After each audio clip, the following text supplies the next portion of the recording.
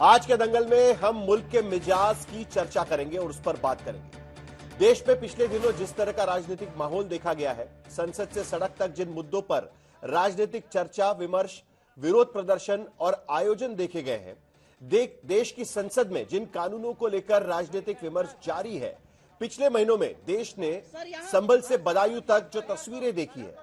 Places of worship act जैसे कानून को लेकर अदालतों तक मंदिर मस्जिद की जंग चल रही है, उत्तराखंड से गुजरात तक जिस समान नागरिक संहिता यानी यूसीसी कानून को लेकर राजनीतिक सवाल उठाए गए हैं,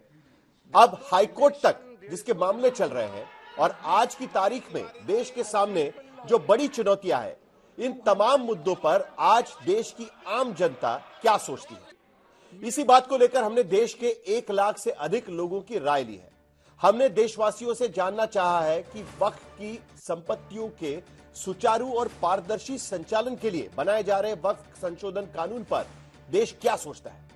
हमने यह भी लोगों को पूछा है कि देश में मंदिर मस्जिद विवाद को लेकर अदालतों में जिस तरह अर्जियों की बाढ़ आ रही है, उस पर राष्ट्रीय स्वयंसेवक संघ प्रमुख मोहन भागवत के बयान को लेकर भी देश की राय क्या है।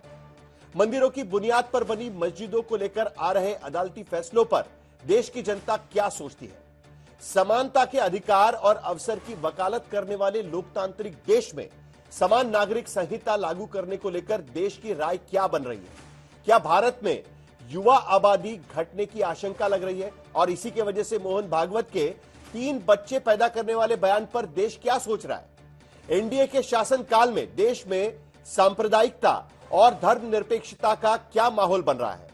देश के लोग इस एनडीए सरकार की सबसे बड़ी कामयाबी और नाकामी के बारे में क्या सोचते हैं। और सबसे बड़ी बात, देश में आज सबसे बड़ी समस्या क्या है जिसका सीधा वास्ता हर आम भारतीय तक है। इन तमाम सवालों के साथ इंडिया टुडे सी वोटर के इस मूड ऑफ द नेशन सर्वे में देश के सभी राज्यों और लोकसभा क्षेत्रों में हमने 2 जनवरी से लेकर 9 फरवरी के बीच में हर आयु वर्ग के जाति, धर्म, लिंग वाले 1,25,123 लोगों की राय ली है।